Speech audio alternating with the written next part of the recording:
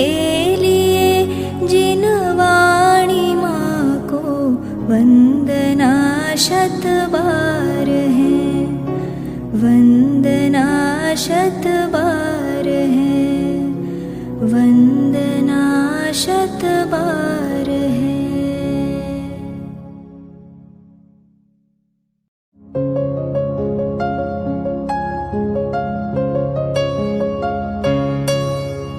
हे जिन वाणी भारती तो ही जपो दिन रैन, जो तेरी शरणा गहे सो पावे सुख चैन। जा वाणी के ज्ञान ते सूझे लोकालोक, सो वाणी मस्तक नवो सदा देत हो ढोक, सदा देत हो ढोक। ओम नमः सिद्धेभ्यः वन्दितु सौव सिद्धे भुवमचलमणोवमं गतिं पत्ते वोच्छामि समय पाहुल नमो सुध केवली भणिदम्। नमः समय साराय स्वानुभूत्या चकासते चित्स्वभावाय भावाय सर्वभावान्तरच्युते। अनंत धर्मणस्तत्त्वं पश्यन्ति प्रत्यगात्मनः अनेकान्तमयी मूर्ते नित्यमेव प्रकाशता।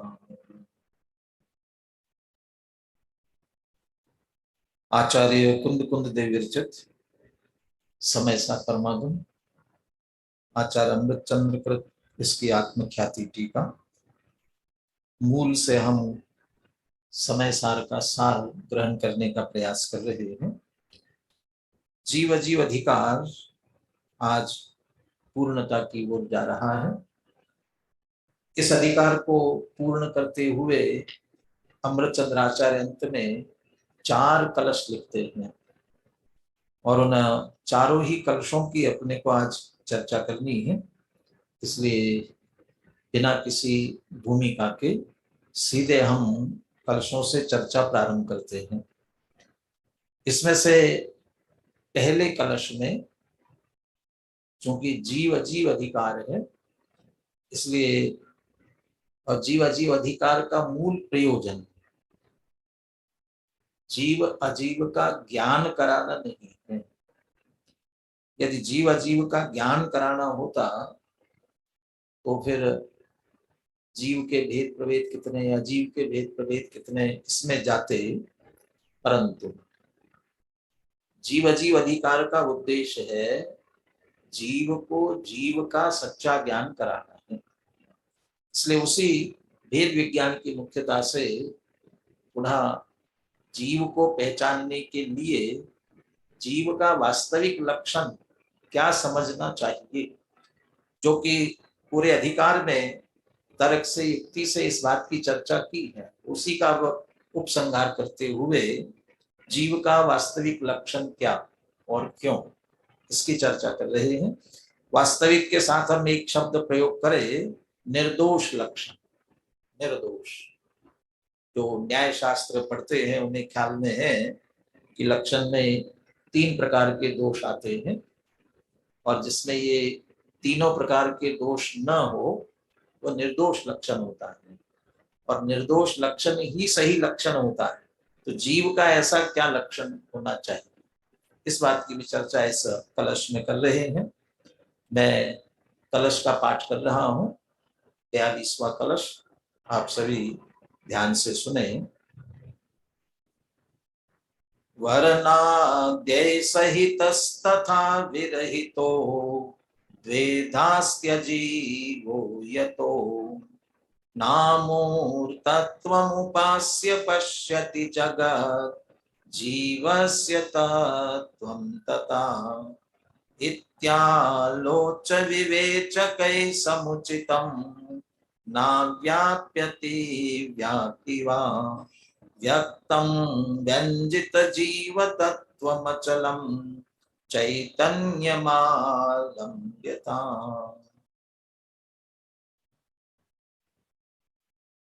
चर्चा यहाँ से प्रारंभ कर रहे हैं। वर्ण्यादे सहितस्तथा विरहितो द्वेधास्त्यजीवो यतः। यतः माने चूंकि, क्योंकि अजीवो द्वेधा अस्ति। तभी तो जीव जीव अधिकार की बात चल रही है। फिर अजीव दो प्रकार के हैं, क्यों समझा रहे हो? पहले अजीव को आप जीव मान लेते हो ना, इसलिए पहले अजीव की बात आपको समझाते हैं। वह अजीव भी दो प्रकार का होता है। जैसे द्रव्य दो प्रकार के होते हैं जाति की अपेक्षा। कौन कौन से?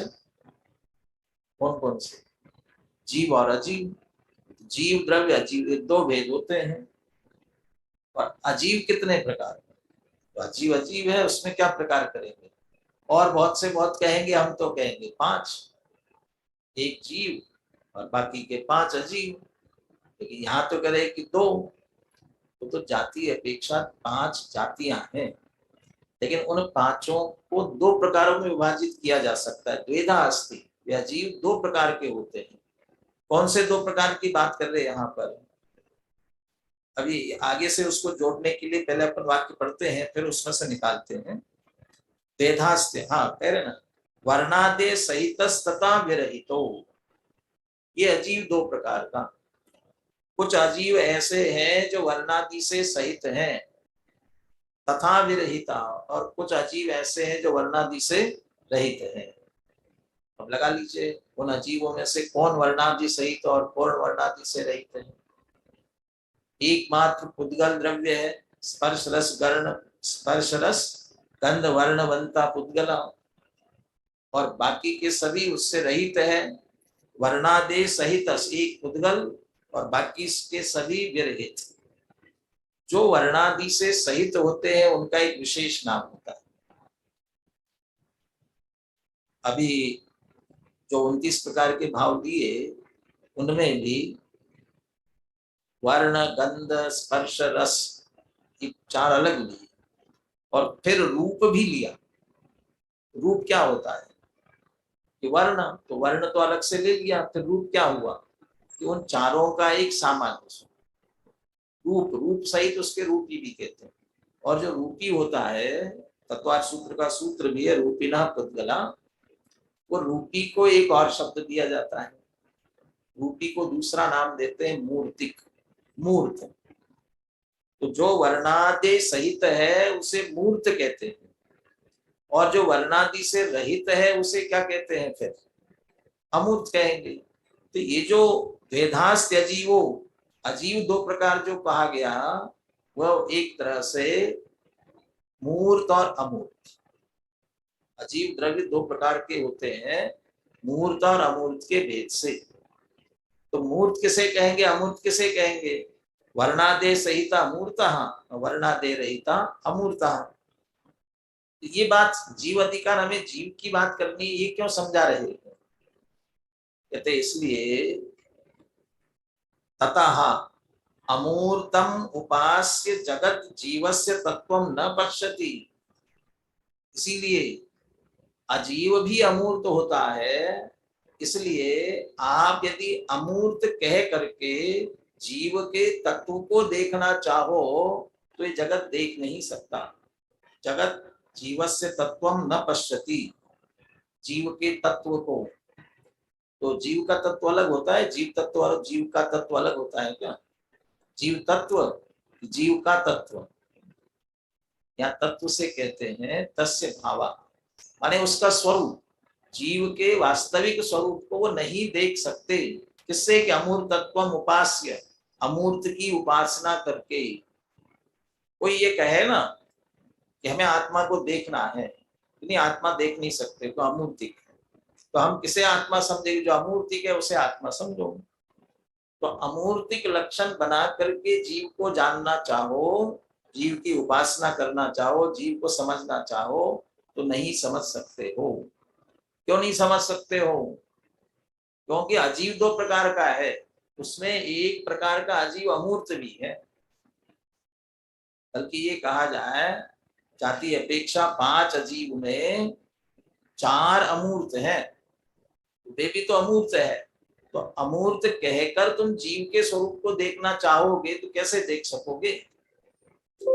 ये कहा जाए कि जो अमूर्तिक है वह जीव है, तत्काल शंका खड़ी होना चाहिए। पहले कह दिया अजीव 2 प्रकार का, एक अमूर्त भी है। तो अमूर्त है वो अजीव होता है, जीव कैसे हो सकता है?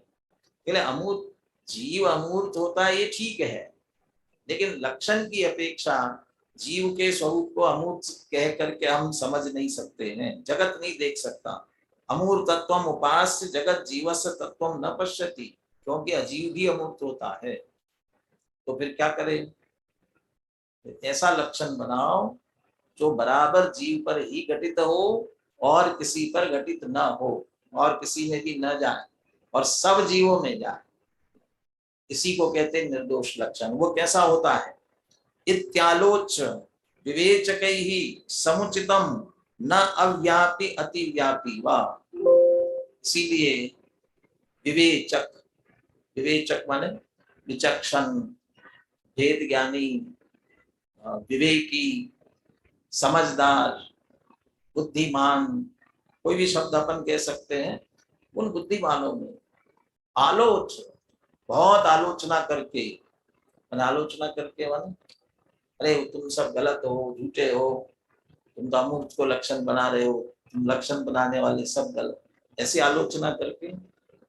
जगत में आलोचना शब्द शास्त्र में आया, लेकिन आलोचना कहलाती है असमन्तात लोचना, सब तरफ से अच्छी तरह से देखना।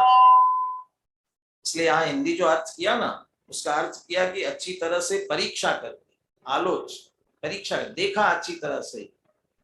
ये अमूर्त लक्षण बनाया, वो तो चला गया दूसरे ने, अजीव में चला गया, ये तो नहीं हो सकता। तो विचार किया, परीक्षा की अच्छी तरह से। तो परीक्षा करके उन विवेकी जनों ने, समझदारों ने न अव्यापी अतिव्यापी, अव्यापी भी नहीं अतिव्यापी भी नहीं, ऐसा समुचितम, तो सही लक्षण है वह कहा। क्या कहा वह? चैतन्यम। आगे है व्यक्तम व्यंजित जीव तत्व अचलम चैतन्यम आलंबिता। चैतन्यम, जीव का लक्षण चैतन्य कहा। क्यों? न अव्यापी अतिव्यापी, अव्यापी भी नहीं और अतिव्यापी। अव्यापी अतिव्यापी क्या होता है? अव्याप्ति दोष से दूषित ना हो, अतिव्याप्ति तो अव्याप्ति अतिव्याप्ति क्या होती? अभी अपन ने तादात्म्य लक्षण को समझते हुए देखा था कि जो प्रत्येक अवस्था में व्याप्त हो और कोई भी अवस्था उसकी व्याप्ति से रहित ना हो, माने पूरे में व्यापे तो व्याप्ति कहलाएगी और न व्यापे तो अव्याप्ति कहलाएगी। जीव का लक्षण बनाया जाए तो सब जीवों में घटित होना चाहिए, और चैतन्यपना सब जीवों में घटित होता है। तो सब कौन से? जीव भी 2 प्रकार के होते हैं, संसारी और मुक्त। और चैतन्यपना संसारी में भी और मुक्त में भी है।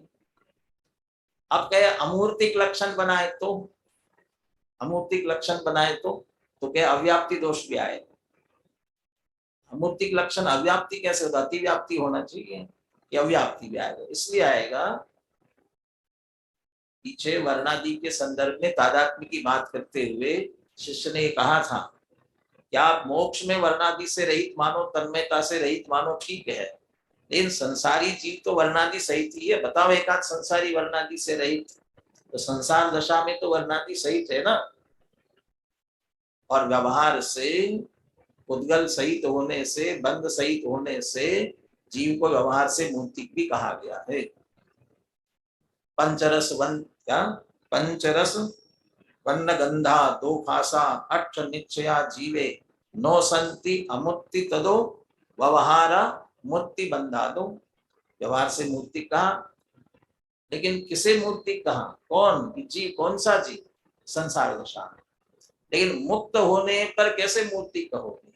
अशरीरी, कोई भी मूर्ति का संबंध नहीं है, वहां अमूर्तपना तो होगा, लेकिन संसारी जीवों को अमूर्त कैसे कहोगे? तो बंधन सहित होने से मूर्त कहलाएंगे। इस अपेक्षा से अव्याप्ति कह सकते हैं। या रागादि वाला जीव है ऐसा कहेंगे तो मात्र संसारी में घटित होंगे। अशरीरी है वह जीव कहेंगे तो मात्र मुक्त जीव में घटित होंगे। इस अव्याप्ति दोष से दूषित है। ऐसा ही अमूर्तिकत्व लक्षण बनाएंगे तो अति व्याप्ति भी आएगी। अति व्याप्ति क्या होगा कि जिसका लक्षण बनाया जा रहा है उसमें भी रहे और दूसरों में भी जाए। तो अमूर्तिकत्व जीव में तो है ही, लेकिन जीव के अलावा बाकी के चार द्रव्य अमूर्ति के उनमें भी चला गया, इसलिए अति व्याप्ति भी हो गया। लेकिन चैतन्य बना वो कैसा है? तो निगोध से लेकर मोक्ष तक कोई भी जीव बताओ जो चैतन्य पने से रहित तो होगा। यानी एक आध बता देंगे कि वो जीव ही नहीं होगा। नहीं, जीव तो है तो चैतन्य पना अवश्य होगा। बिना चैतन्यता के जीव कैसे होगा? ऐसे अग्नि बताओ कोई जो उष्णता से रहित है, कि हम बता देंगे। आप बता दोगे तो उसे अग्नि नहीं मानेंगे। क्यों? जिसका लक्षण ही उष्णता है वही अग्नि है ना। तो चैतन्य बना ही और वह सब में रहता है, इसलिए ना अव्याप्ति है ना अतिव्याप्ति, सब जीवों में रहता ही है, इसलिए अव्याप्ति अतिव्याप्ति नहीं है। ऐसा चैतन्यम समुचितम, चैतन्य जो लक्षण का बिल्कुल उचित है। दो विशेषण और देते हैं इसके, तीन विशेषण दे रहे हैं। व्यक्तम कैसा है? ये व्यक्त है चैतन्यपना। निगोदिया जीव का भी व्यक्त है, हमारा व्यक्त है ऐसा नहीं, निगोदिया का कैसा व्यक्त है? दुख का वेदन कर रहा है कि नहीं? अनंत दुख का वेदन कर रहा है। दुख का वेदन बिना चैतन्यपने के नहीं होता। इसका मतलब चैतन्यपना है, वह भी जान रहा है, देख रहा है, व्यक्त है, अव्यक्त नहीं, सुप्त नहीं, व्यक्त है। दूसरा व्यंजित जीव तत्वम, वो जीव तत्व को व्यंजित करता है, स्वयं व्यक्त है और जीव तत्व को व्यक्त करता है। आंख बंद करके भी आपकी जबान पर एक छोटा सा कोई दाना रखे और आपसे पूछे ये क्या है, और आपको यदि मीठा लगता है तो आप तत्काल क्या कहेंगे? शक्कर है। कैसे जाना? आपने आंखों से देखा ही नहीं, फिर कैसे पहचाना? मीठा लग रहा है ना, तो मीठा लग रहा है तो कैसे समझा कि मीठा उसका लक्षण है? और व्यंजित शर्करा, शर्करा को व्यंजित करता है, व्यक्त करता ही है, प्रकट करता ही है। ऐसे चैतन्यपना व्यंजित जीव तत्व, जीव तत्व को व्यक्त करता है। और तीसरा कहते हैं अचलम, कैसा है? अचल है, कभी छोड़ने वाला नहीं है। वैसे तो आत्मभूत अनात्मभूत लक्षण की दृष्टि से बात करें तो अनात्मभूत तो कदाचित छूट जाता है, लेकिन आत्मभूत है, तादात्म्य है, कभी छोड़ने वाला नहीं, अचल, नष्ट नहीं होने वाला।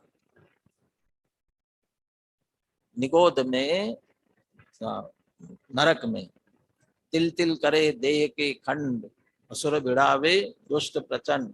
इस शरीर के तिल तिल बराबर, तिल के बराबर टुकड़े किए। अब तो चैतन्य पना नष्ट हो गया होगा ना। किसी को नष्ट करना है तो हम यही तो करते हैं, नष्ट कर देंगे तो मिट्टी में मिला देंगे। क्या करते हैं? नष्ट करते हैं। इनका सब साहित्य नष्ट कर दो, क्या करेंगे? तो फोड़ेंगे या फाड़ेंगे, जला देंगे, तो नष्ट हो गया ना। ऐसे चैतन्य को नष्ट करने के लिए तिल तिल के बराबर टुकड़े कर दे, नष्ट हो जाएगा। अरे चैतन्य पना नष्ट होने वाला नहीं, वहां तो शरीर भी नष्ट नहीं होता है, फिर से पारे जैसा जुड़ जाता है। नहीं, ऐसा तो नहीं होता है, लेकिन एक श्वास में 18 बार जन्मे मरे, अब तो कैसे बचेगा चैतन्यपना? एक श्वास में 18 बार, अरे तब भी चैतन्यपना नहीं छूटता है। जो निगोद में सो ही मुझ में, सो ही मोक्ष मजा, अंतर भेद कछु भी नाही, भेद गिने कहीं नहीं, अचल, चला चलता से रहित, सदैव, इसलिए अचलम। ऐसा चैतन्यपना ही जीव का लक्षण है। विवेचक ही समुचितम, विवेचक, विवेकी जनों ने, भेद ज्ञानियों ने, जिन्होंने उस जीव तत्व का अनुभव किया है, उन्होंने ये लक्षण कहा है। क्या करे? आलम्बिता, तो कहते हम अब उसका आलंबन करें। तो चैतन्य का आलंबन करे। चैतन्य स्वरूप जीव है, इसलिए मैं जीव हूं ऐसा जाने, ऐसा माने, इसी का नाम है चैतन्य का आलंबन करे। तो सीधा सीधा ही कहा, बस जीव का लक्षण चैतन्य ही है, चैतन्य पने से जीव का निर्णय करके उसका हमें आलंबन करना चाहिए। एक बार कलश और पद्यानुवाद का पाठ सुनील जी से हम सुनते हैं। सुनील जी कलश और पद्यानुवाद का पाठ कर रहे हैं।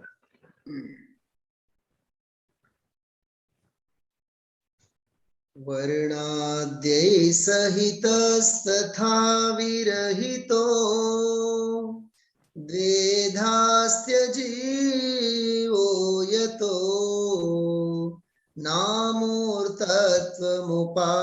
पश्यति जगत् जीवस्य तत्त्वं ततः इत्यालोच्य विवेचकै समुचितम् नाव्याप्यति व्यापि वा व्यक्तं व्यञ्जित जीवतत्त्वमचलम् चैतन्यमालम्ब्यताम्।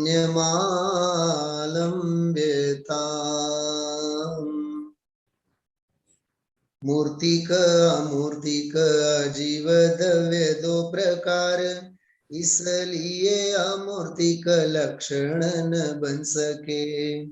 सोच कर विचार कर भली भांति ज्ञानियों ने कहा वह निर्दोष लक्षण जो बन सके।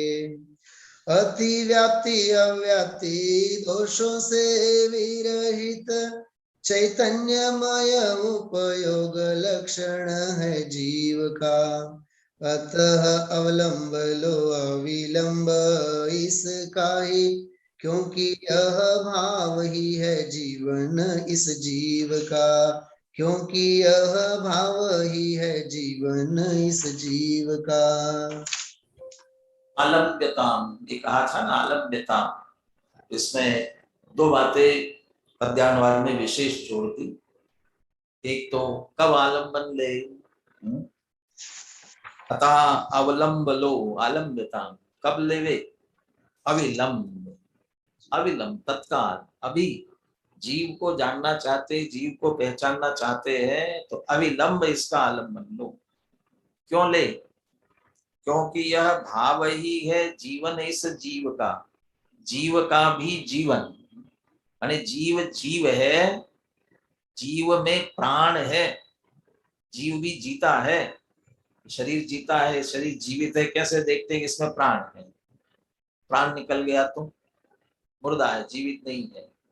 लेकिन जीव भी जीवित है, इसके लिए क्या प्रूफ है? उसमें प्राण है। कौन सा प्राण है उसमें जिससे जीव जीवित है? चैतन्य प्राण से। तो 10 प्राणों से जीता है तो व्यवहार का है, तो संसार की बात है। लेकिन वास्तव में तो चैतन्य प्राण से, इसलिए चैतन्य प्राण है, ये जीवन है। जैसे हम अपना जीवन देखते हैं, इसमें प्राण है जब तक, तो प्राण निकल गया तो जीवन समाप्त। जीव में से चैतन्यपना निकाल दो, फिर जीव का जीवन समाप्त। जीव का रहा, जीव द्रव्य कैसा रह सकता है? इसलिए जीवन है इस जीव का, चैतन्यपने से इसका आलंबन लेना चाहिए, इसकी बात कहते हैं।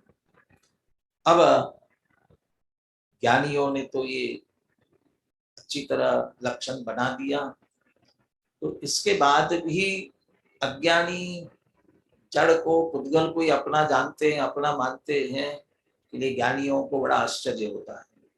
तो अगले कलश में वो आश्चर्य व्यक्त करते हैं, इतना स्पष्ट होने पर भी अज्ञानी पुद्गल को ही अपना क्यों जानते हैं, क्यों मानते हैं, ये आश्चर्य व्यक्त कर रहे हैं। 43वां कलश, इसका पाठ कर रहा हूं मैं। जीवाद जीवमिति लक्षण तो विभिन्नम ज्ञानी जनोनुभवति स्वयमुल्लसन्तम् अज्ञानिनो निरवधि प्रविजृम्भितोऽयं मोहस्तु तत्कथमहो बत नानटीति। जीवाद अजीवम इति लक्षण तो विभिन्नम, जैसा अभी पिछले कलश में कहा, और पूरे अधिकार में तर्क युक्ति से कहते आ रहे हैं, उस प्रकार से जीवात अजीवम लक्षणतः विभिन्नम, जीव से अजीव जो है लक्षण से अत्यंत भिन्न है। द्रव्य है, एक साथ रहते हैं, कदाचित एक जैसे लगते हैं, भ्रम होता हो, जैसे होना तो नहीं चाहिए, बहुत अंतर है, उसके बाद भी होता हो, लेकिन लक्षण से भिन्नता है ना, लक्षण से अत्यंत भिन्न है। अजीव जीव से भिन्न लक्षण से ज्ञानी जनों अनुभवती स्वयं उल्लसंतम, ज्ञानी उसका बराबर अनुभव करते हैं। कैसे? स्वयं। और कैसा अनुभव करते हैं? उल्लसंतम। उल्लसंतम माने उल्लास पूर्वक। ये उल्लसंतम किसका विशेषण है? ज्ञानी जनों का उल्लसंतम, ज्ञानी जनों का विशेषण नहीं है, ये अजीव का विशेषण है। अजीवम लक्षणतः अजीवम विभिन्नम उल्लसंतम। अरे अजीव भी उल्लासमान है, प्रकाशमान हो रहा है, शोभायमान हो रहा है। काय से? अपने लक्षण से वो भी शोभायमान हो रहा है। और ज्ञानी जनों को अच्छी तरह से अनुभव में आ रहा है। ये अजीव है, ये जीव नहीं है। सामने नमक भी रखा हो, शक्कर रखा हो, पिसा हुआ, दोनों बिल्कुल एक से दिख रहे हो, और आपने नमक जबान पर रखा और कोई कहे ये शक्कर है, तो आप क्या कहेंगे? नहीं, बिल्कुल नहीं भाई, नमक है। कि कैसे? शक्कर है भाई, कि नहीं नमक है। कि कैसे? कि लक्षण से शक्कर से ये भिन्न है। कैसे समझ लिया? तो उसमें जो खारापना है वो उल्लसंतम, वो खारापना अच्छी तरह से प्रकाश माने प्रकट है, व्यक्त है, हमारी अच्छी तरह से अनुभव में आ रहा है, और उससे हम निश्चित करते हैं कि नहीं ये शक्कर नहीं है, नमक ही है।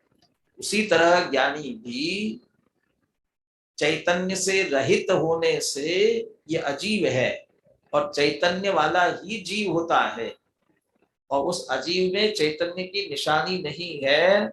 वह चैतन्यता से रहित अचेतन पने से उल्लसंतम, अपने उस लक्षण से भिन्न अच्छी तरह से उल्लसित हो रहा है, और ज्ञानी जनों को अनुभव में आ रहा है। ज्ञानी जन इसे अच्छी तरह से जानते हैं। अब इसमें देखो, यदि वाक्य की रचना करोगे ना, ज्ञानी जनों अनुभवती, इसका वो निकालो, कर्म क्या है इसका? ज्ञानी करता है, ज्ञानी जनाः कर्ता, और अनुभवती क्रिया, इसका कर्म क्या है? कोई विद्यार्थी संस्कृत के बैठे ना, इसलिए थोड़ा संस्कृत भाषा से भी इनको ख्याल में आ जाए। क्या क्या कर्म क्या निकलेगा? किम अनुभवती, ज्ञानी जनाः किम अनुभवती? अजीवम अनुभवती। ज्ञानी जनाः अजीवम अनुभवती। तो ज्ञानी जन अजीव का अनुभव करते हैं कि जीव का अनुभव करते हैं? अभी अभी कहा था कि चैतन्य आलम्ब्यता, चैतन्य का आलम्बन ले लो, और ये ज्ञानी जन तो अजीव का अनुभव करते हैं, अजीवम अनुभवती। अरे भैया क्या अनुभव करते हैं? लक्षणतः जीवात विभिन्नम, ये लक्षण से जीव से अत्यंत भिन्न है, ये अनुभव करते हैं। अनुभव करते हैं माने क्या? जानते हैं, मानते हैं, और ऐसा ही परिणमन करते हैं। क्या परिणमन करते हैं? कि अपने को निरंतर चैतन्य रूप अनुभव करते हैं, मैं चैतन्य नहीं हूं।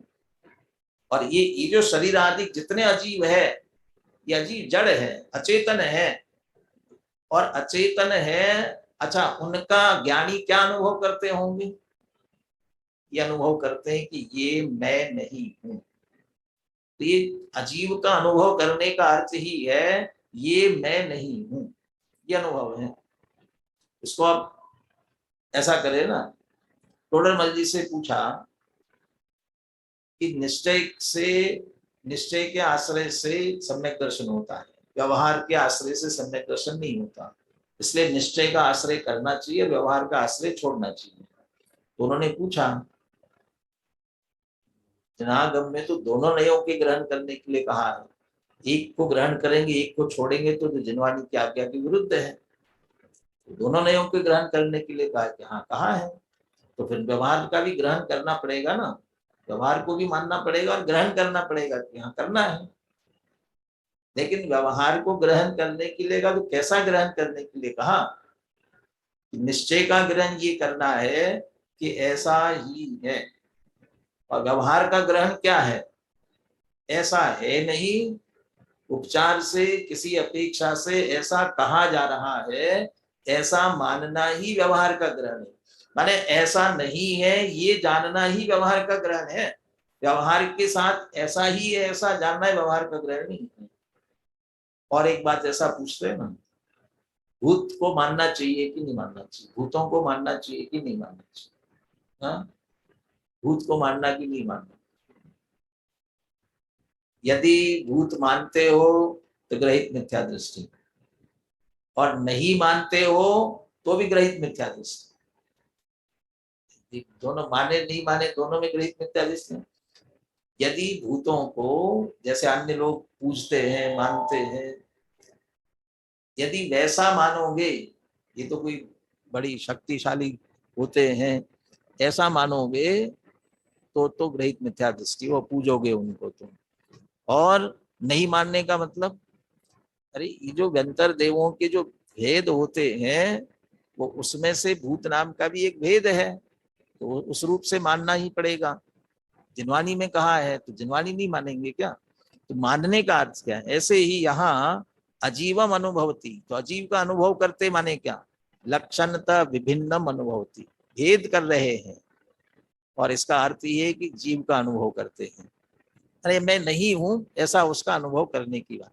यहाँ ये कह रहे हैं कि जब ज्ञानियों को भिन्न लक्षण से अच्छी तरह से पकड़ में आ रहा है, फिर भी अज्ञानिनः निरवधि प्रविजृंभितोयम मोह कथम अहो बत ना नटीति। मोहा ना नटीति, मोह नाचता है, फिर भी मोह नाचता है का अर्थ यहाँ पर ये शरीर आदि जड़ अचेतन अजीव ये मेरे हैं ये मेरे हैं, ऐसा मोह क्यों नाचता है? ज्ञानियों को तो अच्छी तरह से ख्याल में आ रहा है कि भिन्न है, और अज्ञानियों का अज्ञानिना मोह, अज्ञानियों का मोह कैसा है? निरवधि प्रविजृंभिता, निरवधि माने कब से चला आ रहा है? अनादिकाल से, कोई मर्यादा नहीं, अवधि रहित, कोई अवधि नहीं है इसकी। और अंत कब आएगा अज्ञानियों के लिए? जब तक अज्ञान नहीं छोड़ेंगे तब तक कोई सीमा नहीं है इसकी, निरवधि। और प्रविजृंभित, विस्तृत, कितना विस्तार फैला हुआ है। सचित अचित मिश्र, इन पर द्रव्यों को, ये मेरे अज्ञानी की वहां परिभाषा थी ना, यह जीव यंतम कालम अप्रतिबुद्धो, ये कब तक अप्रतिबुद्ध रहेगा? तो अप्रतिबुद्ध का लक्षण बताते हुए कहा सचित अचित मिश्र इन पर द्रव्यों में ये मेरे हैं, ये मेरे थे या मेरे होंगे। माने तीन काल में हम अपने मोह को विस्तृत करते हैं। प्रविजृंभित कितना फैलता है, कितने पदार्थों के प्रति हमें मोह है, कितने पदार्थों के प्रति, कितने क्या, हमारे माता पिता घर कुटुंब परिवार इतनी तो है, इतना नहीं है मोह। अभी तो आपको 2 कमरे का मकान मिला तो ये मेरा कहते हो, लेकिन इतना ही चाहिए? यानी और बड़ा महल मिलता तो और अच्छा होता, और एक महल मिल जाए तो नहीं पूरा नगर मिलता तो अच्छा होता। माने हमारा मोह तो इतना पड़ा है कि सारा जगत चाहिए। आशा करता प्रति प्राणी यस्मिन विश्वम अनुपमम, कितना आशा रूपी गड्ढा कितना बड़ा है, सारा जगत चाहिए तो भी कम पड़ेगा। सीधा शास्त्रीय भाषा में कहे तो अनंतानुबंधी मोह है हमारा। मोह कितना फैला हुआ है, प्रविजृंभितो, ये विस्तृत, इतने पदार्थों में विस्तृत हुआ है। उसको निरवधि और प्रविजृंभितो मोह, जब स्पष्ट है कि जीव से अजीव भिन्न है, अजीव हमारा हो नहीं सकता, चैतन्य रूप नहीं हो सकता है, उसके बाद भी ये मोह ना नटीती, फिर भी नाचता है। पथ माने पथ शब्द कह करके क्या कह रहे हैं? खेद है, खेद है, फिर भी बात समझ में नहीं आती है। जिनको समझ में नहीं आती है क्या बेचारा, इतना समझाए तो भी समझ में नहीं आती है। तो जिसे सचमुच समझ में नहीं आया वो बेचारा। हम तो पढ़ रहे हैं, जिनवानी से समझ रहे हैं, हमारी तो समझ में आ गया ना। इतना पढ़ने के बाद भी यदि समझ में नहीं आया तो समझ लेना चाहिए ये बत कह रहे हैं वो किसके लिए कह रहे हैं, वो हमारे लिए कह रहे हैं। खेद है, वो सब आश्चर्य भी कह रहे हैं और खेद भी कह रहा हो। अहो बत ना नटी थी, अहो भी कहा और बत भी कहा। हो आश्चर्य है, इतना होने के बाद भी ऐसा ही मानते जा रहे हैं, मोह ही बढ़ता जा रहा है, पुनः पुनः नाच रहा है। खेद है, ऐसा नहीं होना चाहिए।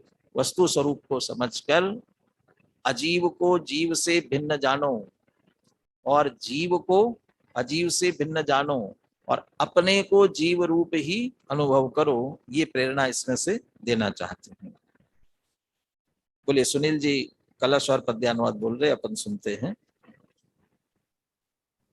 जीवाद जीवमिति लक्षण तो विभिन्नम ज्ञानी जनोनुभवति स्वयमुल्लसम्। यहाँ आवाज नहीं आ रही यहाँ पर। अज्ञानिनो निरवधि प्रविजृम्भितोऽयम् मोहस्तु तत्कथमहो बत नानटीति। निज लक्षणों की भिन्नता से जीव और अजीव को जब स्वयं से ही ज्ञानी जन भिन्न भिन्न ही हैं जानते। जग में पड़े अज्ञानियों का अमर्यादित मोह यह, अरे तब भी नाचता क्यों खेद है आश्चर्य है। अहो ना नटीती, ऐसा अहो कहा तो आश्चर्य है और बत कहा है इसलिए वो खेद है कि अभी भी ये नाच रहा है। 44वां कलश। जैसे अमृतचंद्र आचार्य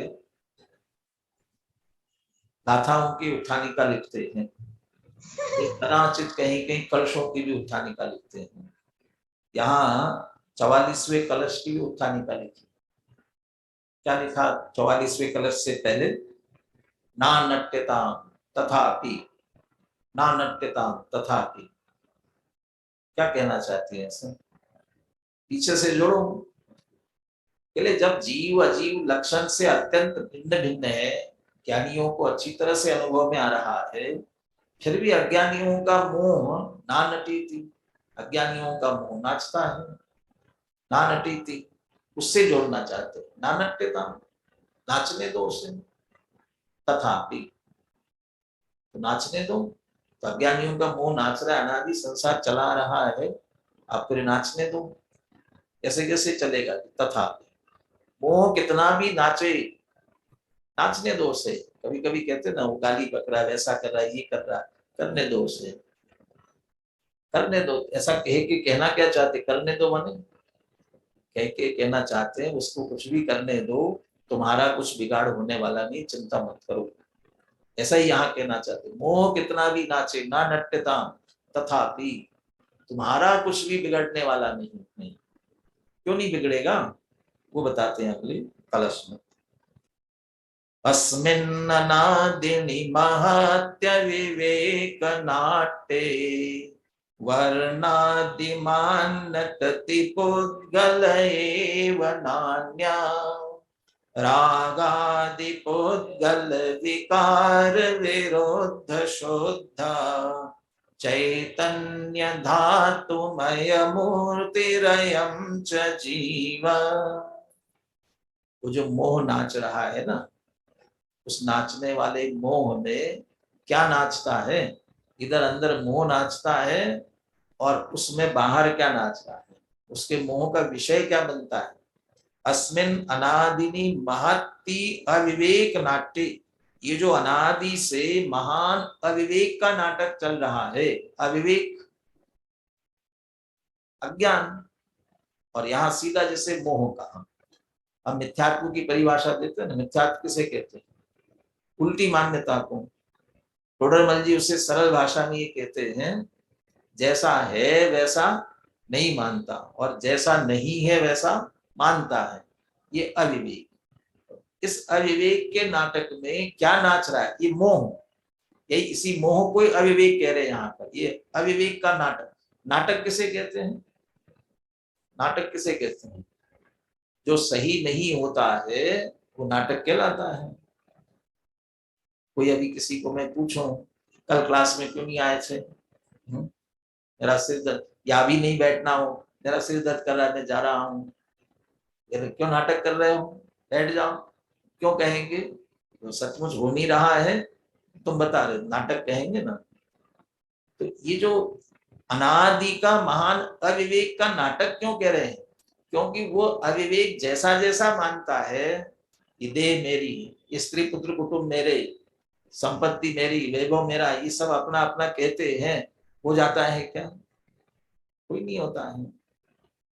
स्वप्न जैसा ही है, नाटक कहो कि स्वप्न जैसा, बस इतना सा अंतर है। रात्रि में स्वप्न देखते हैं तो आंख खुल जाती है तो सपना चला जाता है, और यहाँ जगत को जो अपना अपना कह रहे हैं ना, वो भी सपने जैसा है। और यहाँ आंख बंद हो जाती है, आंख बंद हो जाती है मन मृत्यु हो जाती है, तो फिर ये सपना खत्म हो जाता है। मैंने अपना कहाँ रह जाता है, कहाँ है? हम अपना अपना कितना भी माने, अपना होता नहीं है, इसलिए नाटक ही है। अरे हमारी तो क्या विसात है, लेकिन बड़े बड़े गए, कहाँ गए चक्री जिन जीता, भरत खंड सारा, कहाँ गए वे राम और लक्ष्मण जिन। तो ये सब कहाँ गया? उनकी संपत्ति, उनकी रानियां, रंग महल कहाँ चले गए, कहाँ है? कोई बचा क्या? कुछ नहीं, उनका नहीं बचा है तो हमारा क्या बचने वाला है? नहीं बचेगा ना। फिर भी हम अभी लगे हुए, ये मेरा, ये मेरा, ये मेरा, अविवेक होता नहीं है और मानते रहते हैं, इसलिए करे नाटक है, अविवेक का महान नाटक। और इसमें नाचता कौन है? कौन मेरा मेरा? जिन जिनको अपना कहते हो, वर्णादिमान नटति पुद्गल एव नान्या, इसमें वर्णादिमान पुद्गल ही नाचता है और कोई नहीं। जिसे जिसे तुम अपना कहते हो तो सब पुद्गल है। ऐसे कैसे पुद्गल है? देह को मानते पुद्गल ठीक है, घर संपत्ति दुकान इसको मानते वो ठीक है, लेकिन माता पिता स्त्री पुत्र कुटुंब परिवार ये तो पुद्गल नहीं है। ये कौन है? ये तो जीव है। हम उसमें से जो अपना अपना कह के नाचते हैं वो किसे मानते हैं? वो शरीर वाला अभी जो संयोग है उसे मानते हैं।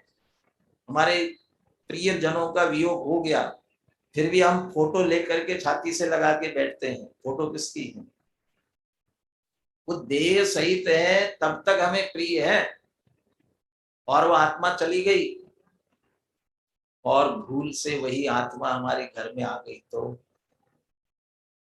भूत व्यंतर बन के आ गई, तो फिर हम उपाय करते हैं, भैया इसको पीड़ित कर दो। अरे वही है, अब वो देह थी तब फोटो लगाते, किसकी लगाते? मतलब देह से, माने हमारा संबंध देह तक है, देह से है, इसलिए पुद्गल एव न अन्य, उसमें एक पुद्गल ही नाचता है और कोई नहीं। और पुद्गल नाचता है तो नाचने दो, ना नट्यता। मोह कितना भी नाचे, अपना अपना भी करे, तो भी जीव का कुछ बिगाड़ करने वाला नहीं है। क्यों? रागादि पुद्गल विरुद्ध शुद्ध चैतन्य धातुमय मूर्ति अयम च जीवः। अयम जीवः, ये जीव तो कैसा है? चैतन्य धातुमय मूर्ति। मूर्ति भगवान की भी मूर्ति बनती है ना, पाषाण की बनी वो तो ठीक है, लेकिन धातु की मूर्ति बने तो धातु की बनी हुई धातु में है ना। चांदी की बने तो चांदी में है, प्योर चांदी। सोने से बनी तो स्वर्ण में है, बिल्कुल प्योर। ऐसा आत्मा मूर्ति, यह अयम मूर्ति, जीव भी एक मूर्ति है। काय से बनी हुई है? चैतन्य धातु से। और वह चैतन्य धातु में कोई मिलावट नहीं, पंचमात्र शुद्ध चैतन्य धातु है, प्योर बिल्कुल। सोना कितने कैरेट का शुद्ध होता है? 24 कैरेट, 100 टन, बिल्कुल ऐसा जीव भी 100 टन 24 कैरेट चैतन्य धातु से बना हुआ है। नहीं ये तो ये मेरी ऐसा मानते मानते अनादि से इसकी दुर्गति कर रखी है ना, कि कुछ नहीं है। रागादि पुद्गल विरुद्ध शुद्धा, पुद्गल से तो भिन्न है ही, और रागादि विकारी भावों से भी भिन्न है, विरुद्ध, इन सबसे विरुद्ध। वर्णादि पुद्गल से तो अत्यंत भिन्न है ही, और रागादि से भी अत्यंत भिन्न है।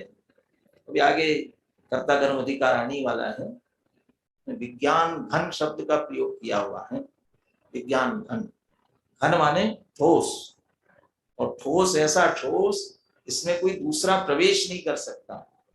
विज्ञान घन, ज्ञान का घन पिंड।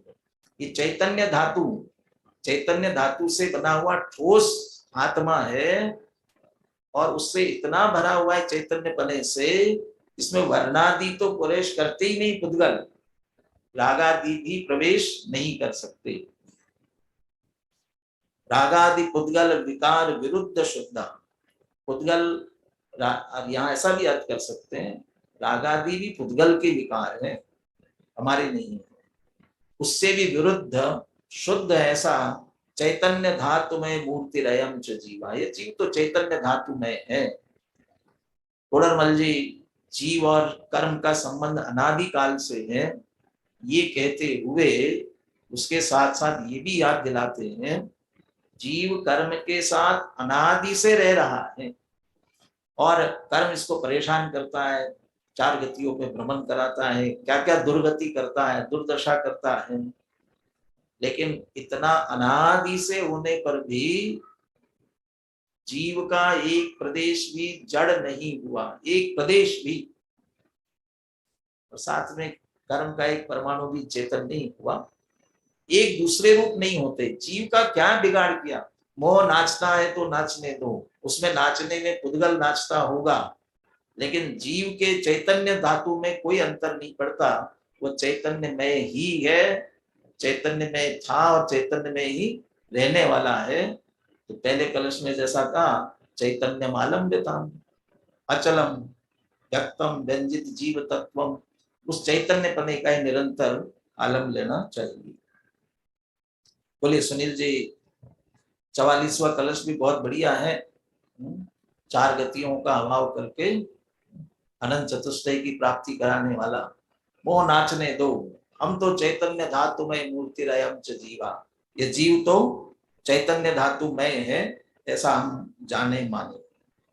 बोलिए। अस्मिन्ननादिनि महत्य विवेक नाट्ये वर्णादिमान् नटति पुद्गल एव नान्यः रागादि पुद्गल विकार विरुद्ध शुद्ध चैतन्य धातुमय मूर्तिरयं च जीवः।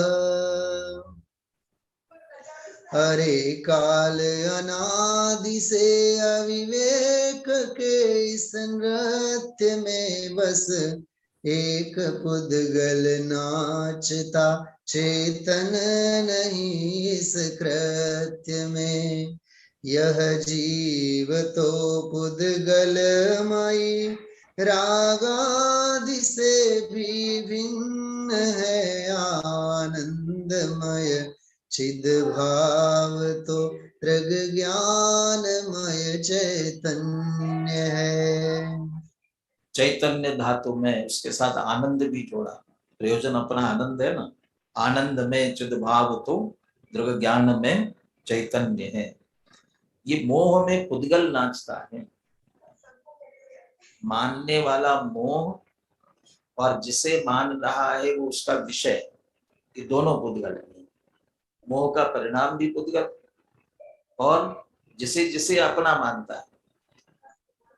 चित शक्ति व्याप्त, चित शक्ति अतिरिक्तम, माने ये चैतन्य शक्ति से व्याप्त तो जीव है, और चैतन्य शक्ति से अतिरिक्त है वो जीव नहीं है। तो चैतन्य शक्ति से सहित है, जो जो चैतन्य रूप न मान करके जिसे जिसे मानना मोह है, या तो 29 प्रकार के भाव वर्णादि से गुणस्थान पर्यंत के उसे अपना कहेंगे तो मोह होगा। मोह का परिणाम भी पुद्गल, और मोह जिसे जिसे मानता है वो भी पुद्गल। इसलिए मोह के अविवेक के नाटक में पुद्गल ही नाचता है, सब पुद्गल का ही खेल है। जैसे एक वो भजन गाते हैं ना, जन्मते लकड़ी मरते लकड़ी, अजब खेल लकड़ी का। तो उसमें जन्म से लेकर मरण तक कैसे तुम्हारा लकड़ी का संबंध आता है, बहुत सारी घटनाएं बता करके लकड़ी लकड़ी लकड़ी लकड़ी लकड़ी ही चलती रहती है अपने जीवन भर। ऐसे ही संसार में पुद्गल ही नाचता है, पुद्गल ही पुद्गल का सारा खेल है। ये ना नट्यता, वो मोह का नाटक उस तक चलने दो, कुछ अपना बिगाड़ नहीं है। इन सब के बावजूद भी अपना चैतन्य धातु स्वरूप जीव, चैतन्य स्वरूप जीव यथावत है, उसका कुछ बिगाड़ नहीं है, तो उसका हमें आश्रय करना चाहिए। अब अंतिम कलश 45वां। अमृतचंद्र आचार्य प्रारंभ में भी आदि मंगल करते हैं, अधिकार के प्रारंभ में, और अंत में भी मंगल करते हैं, और उस ज्ञान की एक तरह से महिमा करते हैं।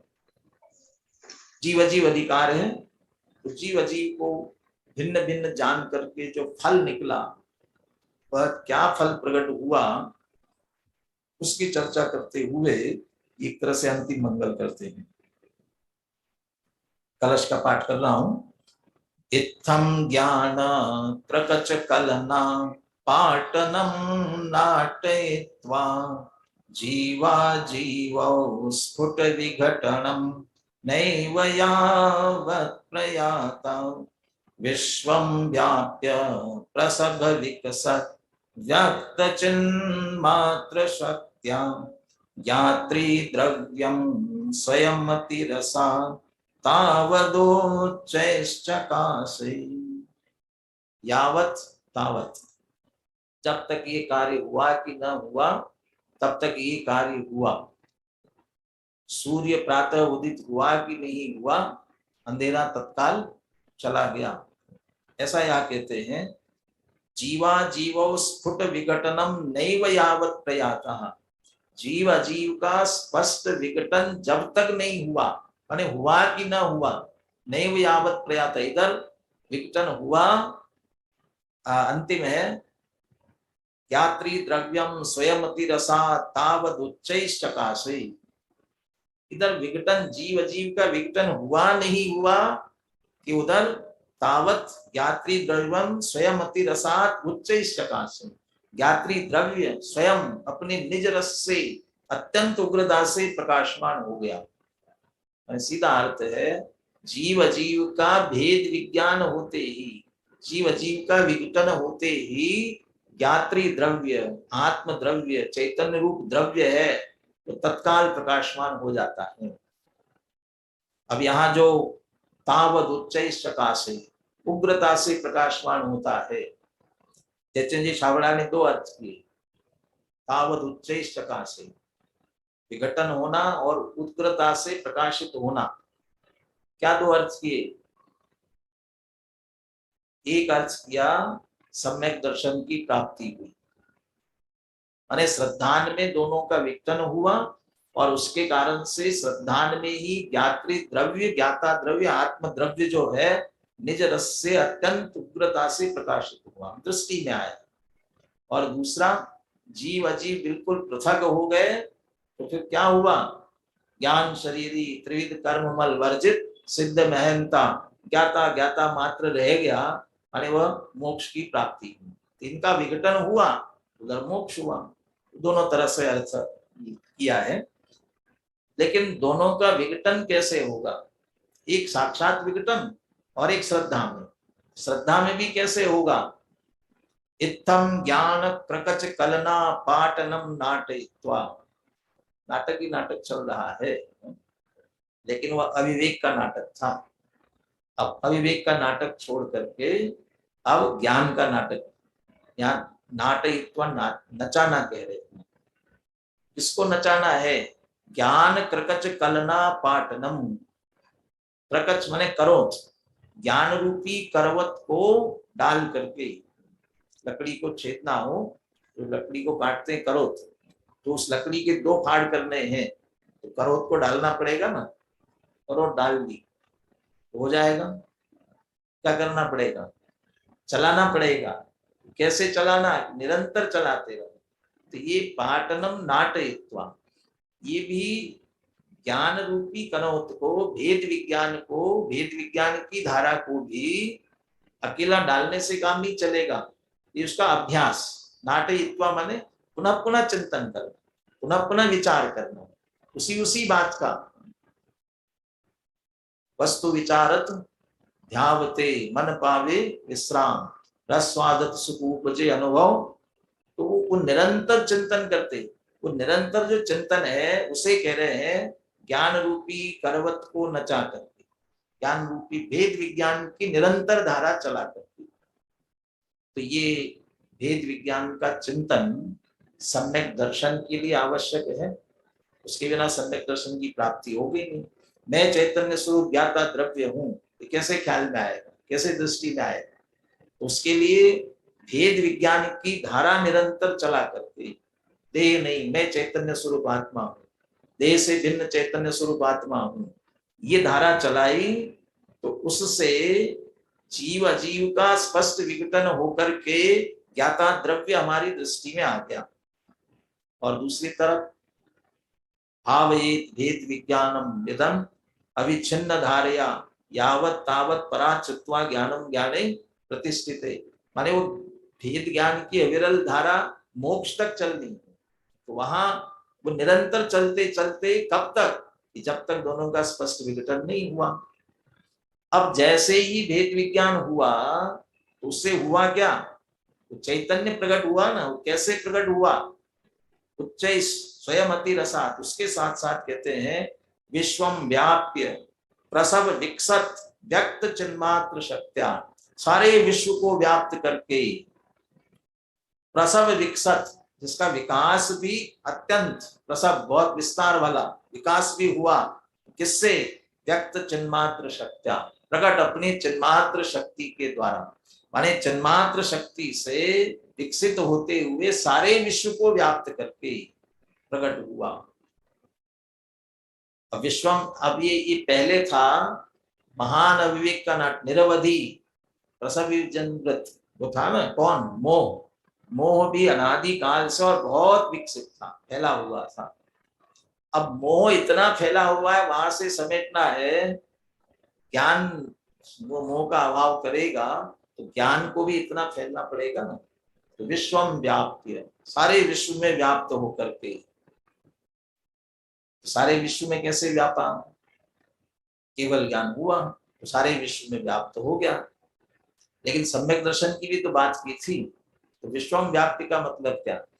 जैसे मोह ने अनंतानुबंधी के द्वारा सारे विश्व को अपना जाना था, अब ज्ञान रूपी करो भेद विज्ञान के माध्यम से ये विश्व रंच मात्र भी मेरा नहीं है ऐसा निर्णय किया, तो हमारा ज्ञान भी सारे विश्व में व्याप्त हो, सारे विश्व में व्याप्त और विकसित होकर के चैतन्य शक्ति से ज्ञाता द्रव्य जो है, मैं ज्ञात्री द्रव्य ही हूं, ऐसा निज रस से स्वयं को स्वयं की ओर लाते हुए निज रस से ही उच्च चकाशे प्रकाशमान हुआ। भेद विज्ञान से सम्यक ज्ञान सम्यक दर्शन की प्राप्ति हुई। और जैसे अभी अगला कलश भी आने वाला है ना, वहां भी ज्ञान की महिमा करेंगे, तो वहां ज्ञान के भी कर्ता कर्म अधिकार के मंगलाचरण में, उसमें भी ज्ञान के 3 अर्थ करेंगे, ज्ञान स्वभाव, सम्यक ज्ञान और केवल ज्ञान। जैसे यहाँ भी सम्यक दर्शन प्रकट हुआ, वहां ज्ञात्री द्रव्य उच्चेश चकाशे, और मोक्ष हो गया, वहां भी ज्ञात्री द्रव्यम उच्चेश चकाशे। तो जीव अजीव का उद्देश्य सम्यक दर्शन प्राप्त करा के मुक्ति तक लेकर के जाना है। तो जीव अजीव अधिकार से जीव अजीव का इस प्रकार भेद विज्ञान करके सम्यक तो पूर्वक मुक्ति तक की यात्रा हमें भी पूरी करनी है। चलिए कलश का पाठ करके अभी की चर्चा अपन पूरी करते हैं। बोलिए सुनील जी। इत्थं ज्ञान क्रकच कलना पाटनं वित्वा जीवा जीवो स्फुट विघटनं नैव यावत् प्रयातः विश्वं व्याप्य प्रसभ विकसद् चिन्मात्र शक्त्या ज्ञात्र द्रव्यं स्वयमतिरसात् तावदुच्चकासे। जब इस तरह धारा प्रवाही ज्ञान का आरा चला, तब जीव और अजीव में अति विकट विघटन हो चला। अब जब तलक हो भिन्न जीव अजीव, उसके पूर्व ही यह ज्ञान का घन पिंड निज ज्ञायक प्रकाशित हो उठा। सुनील जी पूरा आनंद लेकर के पढ़ते हैं, हमें तो रहता है कि जल्दी से पूरा करो, भाव लेते हुए मजे से आराम से धीरे धीरे पढ़ना चाहिए। तो इस तरह से जीव अजीव अधिकार की चर्चा अपनी पूरी होती। हाँ, इसके उपसंहार वाले वाक्य पढ़ करके अपन पूरा करते हैं। इति जीवा जीवौ पृथक भूत्वा निष्क्रांतौ। क्योंकि अमृतचंद्र आचार्य ने नाटक का रूप दिया है और इस अधिकार के प्रारंभ में क्या लिखा था? जीवा जीवौ, जीवा क्या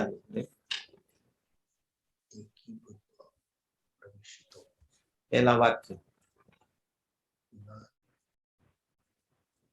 हाँ, जीवा जीवो एक ही भूतौ प्रवेशता। जीव अजीव एक होकर के प्रवेश हुए थे। कहाँ? रंगमंच पर। कौन से रंगमंच पर? अपनी चित्त भूमि। हम मान रहे थे दोनों को एक, इन तर्क से युक्ति से समझाया तो उसके बाद हमारे समझ में आ गया कि नहीं, दोनों अलग अलग है। तुम्हारी चित्त भूमि में से जीवा जीवो पृथक भूत्वा निष्क्रांतो, जीव अजीव अलग हो गए और चले गए। इस प्रकार जीव और अजीव अलग अलग होकर रंगभूमि में से बाहर निकल गए। इति श्रीमद् अमृतचंद्र सूरि विरचितायाम समय सार व्याख्यायाम आत्मख्यातो जीवा जीव प्ररूपकाः प्रथमो अंकः। ये प्रथम अंक, क्योंकि नाटक रूप होने से ये पहला अंक जीवा जीव की प्ररूपना करने वाला ये पहला अधिकार पूरा हुआ। कल से अब अपन कर्ता कर्म अधिकार प्रारंभ करेंगे। मेरा गति से चल रहे हैं, क्योंकि वैसे 100 कक्षाओं में पूरे करने का विचार कर रहे थे, लेकिन 100 में तो नहीं हो सकता है, इसलिए थोड़ी गति अधिक हो सकती है। कल प्रयास विकल्प है, कार्य विकल्पों से कहाँ होता है। 46वां कलश और 69-70 गाथा। गाथा की टीका थोड़ी सी गंभीर है, इसलिए टीका सहित तो नहीं हो पाएगा। एक गाथा की तरफ जरूर अपन आगे बढ़ेंगे। तो कर्ता कर्म अधिकार की चर्चा अपन कल प्रारंभ करेंगे। आज की चर्चा यहीं पूर्ण करते हैं।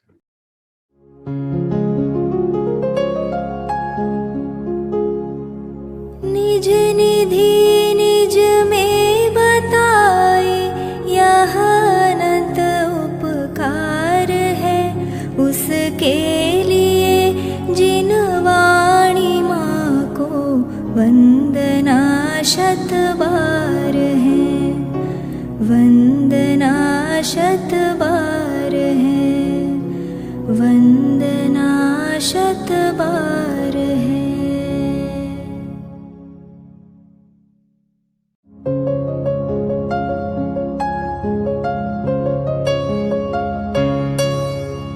हे जिन वाणी भारती तो ही जपो दिन रैन, जो तेरी शरणा गहे सो पावे सुख चैन। जा वाणी के ज्ञान ते सूझे लोकालोक, सो वाणी मस्तक नवो सदा देत हो ढोल।